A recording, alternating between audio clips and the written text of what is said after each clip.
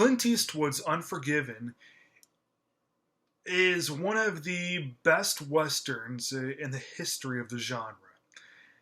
It won most of the huge Oscars in 1992, including Best Picture and Best Director, beating out such films as Malcolm X and Last of the Mohicans and Reservoir Dogs.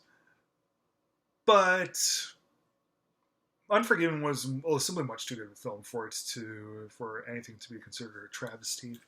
I know that I've said that about a few films, but most people will say that Unforgiven is quite possibly the best film of 1992.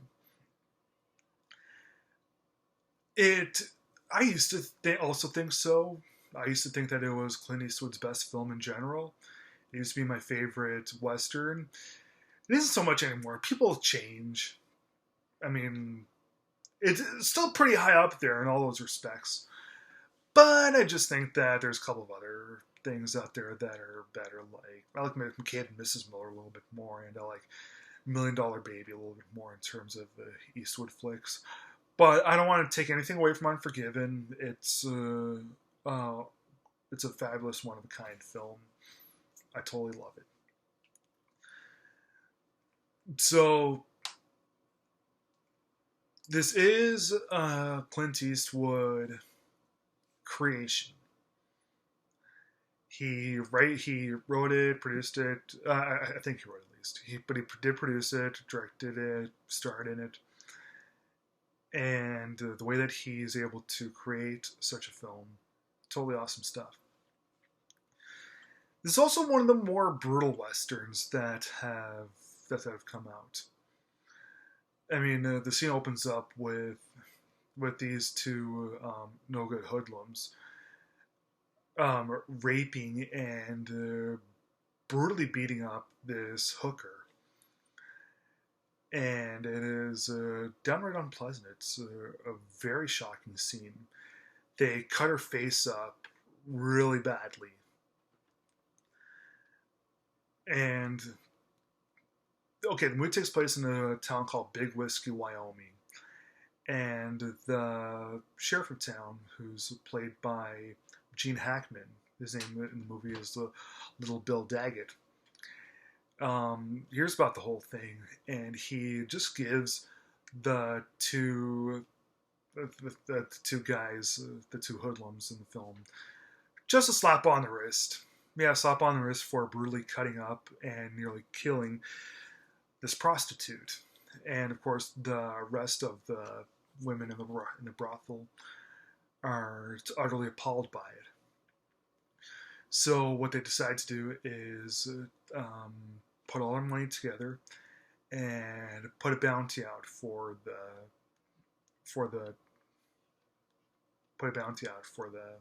murders of the hoodlums. And that's where we get to the Clint Eastwood character. Clint Eastwood's character's name is William Money. He used to be the meanest, most vicious gunslinger in the world. That is until he met the love of his life, and he settled down, he had a family, and he gave up on killing and stealing. So, he is now a widow, just living with his kids, and there's this young cowboy that comes around, and he hears about the bounty, convinces Eastwood to come with him, help kill a couple of bad guys, and get some loot for himself. Money doesn't want to kill anybody, but he's quite poor, and he figures that, okay, if he comes out of retirement for one last job, he can get some money, be more financially stable. So Eastwood, the young man, and Morgan Freeman, whose name is Ned in the film, who used to be William Money's partner, his business partner, they all go out. They head to Big Whiskey, Wyoming. in search of the bad guys and getting the reward.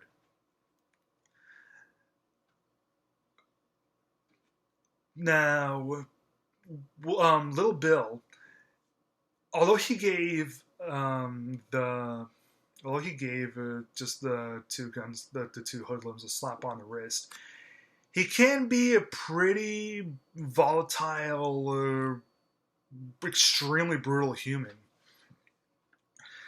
He is a little bit of a misogynist, but he just beats up whoever he feels like, pretty much whenever. Like there's the scene where Richard Harris comes and Richard Harris also hears about the bounty, so he arrives and he's beaten almost to death by Little Bill.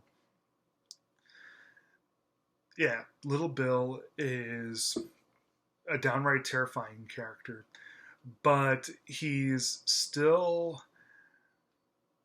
able to pull off kind of that sweet that sweetness. It's really tough to explain the way that Eastwood is able to. Though Little Bill, he's just a really complex character. Yes, he's the antagonist of the film. He's extremely brutal, but I don't know. It's you just have to see the way that Gene Hackman plays Little Bill. Gene Hackman won the Oscar for his portrayal as Little Bill in what was a pretty competitive year for all actors in general. I mean, like both in both supporting and lead roles. 1992 was simply a competitive year, but Gene Hackman won for his portrayal as Little Bill, and bravo to him. When Eastwood and Freeman and the young guy end up heading to Big Whiskey, the movie becomes really nightmarish. It's one of the most violent and hardcore and gritty westerns that you'll ever see. But the way that it's done, like when Eastwood holds up his shotgun and is about to shoot some people, it's really memorable the way that it's all done. Unforgiven doesn't really look like a standard nice western. Usually, when you think of a western, you think of pretty much the definitive um, western that you'll see, like in terms of like a western archetype, would be John Wayne's The Searchers. That's usually because of its nice landscapes and its desert look and the sun beating down and the colorful clothes and everything. But then in the '70s, Robert Altman did McCabe and Mrs. Miller, which had really the opposite look as Unforgiven. I mean, the opposite look as The Searchers, very dreary and rainy and damp. But Unforgiven tries to take the best of both worlds. There are a few nice looking scenes that you would get out of a traditional western like The Searchers, but Eastwood also tries to make the movie really dark and almost gothic, like you would find in McCabe and Mrs. Miller. And the way that he's able to dress everyone, it is kind of unique for the movie. But again, this, like almost all the great films out there, is character driven, and all the characters are fully developed, and really we have no other choice but to be suckered right into such a film. This is one that really pushes the envelope and really takes us above and beyond what really needed to be. What really needed to be. This, what I would consider this to be Clint Eastwood's first great film that he was the creator of. He did the Man with No Name films, including The Good, the Bad, and the Ugly, which was his first great film.